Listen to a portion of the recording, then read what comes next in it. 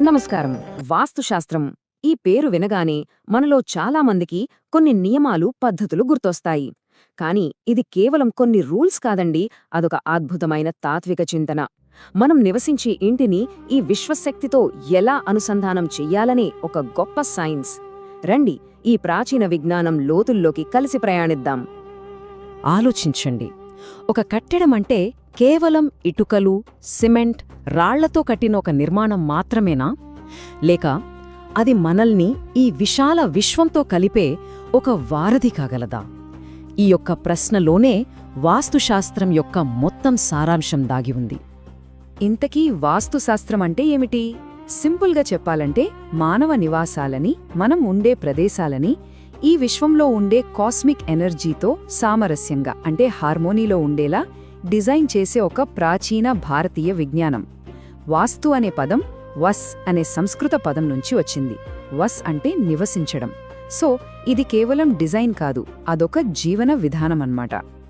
దీని మూలాలు వేదకాలంలో యజ్ఞశాలల నిర్మాణం దగ్గర మొదలయ్యాయి. ఆ తరువాత కాలక్రమేణా అది ఒక పరిపూర్ణమైన టెక్నికల్ సైన్స్గా అభివృద్ధి చెందింది. సరే, ఇంత గొప్ప శాస్త్రానికి పునాదులైన రెండు గొప్ప సంప్రదాయాలు ఉన్నాయి. అవేంటో ఇప్పుడు చూద్దాం. ఒకటి, ఉత్తర భారతదేశంలో ప్రాచుర్యం పొందిన విశ్వకర్మ సంప్రదాయం.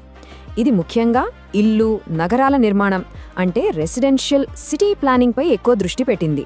ఇక రెండోది, దక్షిణ భారతదేశంలోని మయ సంప్రదాయం. ఇది ద్రవిడ ఆర్కిటెక్చర్కి పునాది. దీని ఫోకస్ అంతా ప్రధానంగా దేవాలయాల నిర్మాణంపైనే ఉంటుంది. మొట్టమొదటగా అత్యంత ప్రాచీనమైన, ప్రామాణికమైన గ్రంథం విశ్వకర్మ ప్రకాష్. సాక్షాత్తు దేవశిల్పి అయిన విశ్వకర్మే దీన్ని రచించాడని ఒక బలమైన నమ్మకం. ఇక సౌత్ ఇండియా వైపు వస్తే ద్రవిడ సంప్రదాయానికి ఆయువు పట్టులాంటి గ్రంథం మయమతం.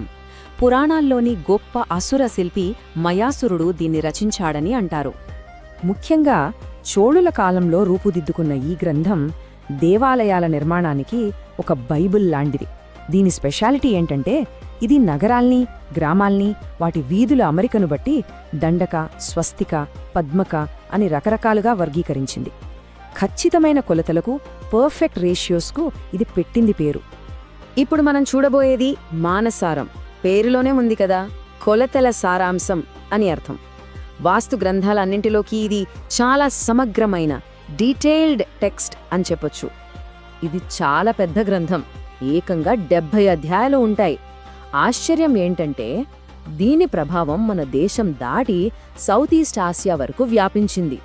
కంబోడియాలోని అద్భుతమైన అంకోర్ వాట్ లాంటి కట్టడాలు దీని సూత్రాల ఆధారంగానే కట్టారంటే దీని గొప్పతనం అర్థం చేసుకోవచ్చు. విగ్రహాలను ఎలా చెక్కాలో కూడా ఇది చాలా వివరంగా చర్చిస్తుంది.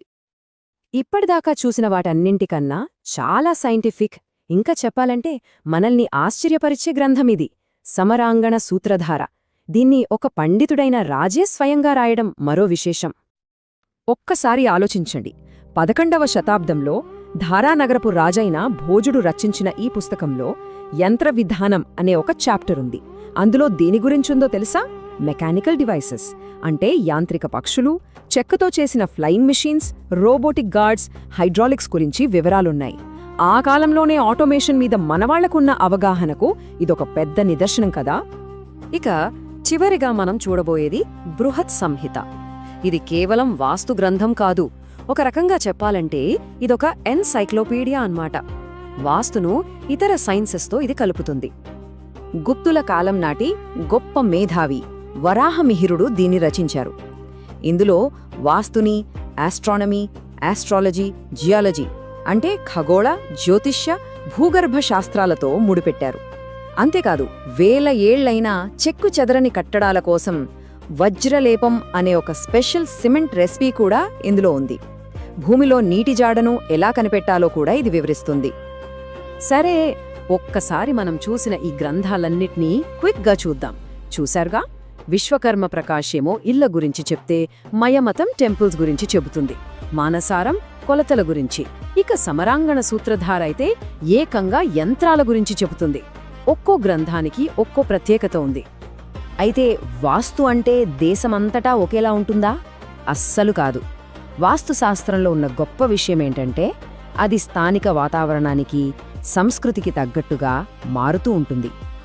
ఉదాహరణకు చూడండి, కేరళలో వర్షాలు ఎక్కువ కదా, దానికి తగ్గట్టు నాలుకెట్టు అనే పెరడున్న ఇళ్ల నిర్మాణం గురించి మనుష్యాలయ చంద్రిక వివరిస్తోంది. అదే రాజస్థాన్లో ఏడారి వాతావరణానికి తగ్గ కోటల నిర్మాణం గురించి రాజవల్లభ చర్చిస్తోంది. అలాగే గుజరాత్లోని అద్భుతమైన మెట్ల బావులకు అపరాజిత పృచ్ఛ అనేది స్టాండర్డ్ టెక్స్ట్. దీన్ని బట్టి వాస్తు ఎంత ఫ్లెక్సిబుల్గా ఉంటుందో అర్థమవుతుంది. సరే, ఇన్ని గ్రంథాలున్నాయి, బావుంది. కానీ ఈ రోజుల్లో, అంటే మన ఆధునిక కాలంలో దేన్ని స్టాండర్డ్గా తీసుకోవాలి, ఏది ఎక్కువగా వాడుకలో ఉంది?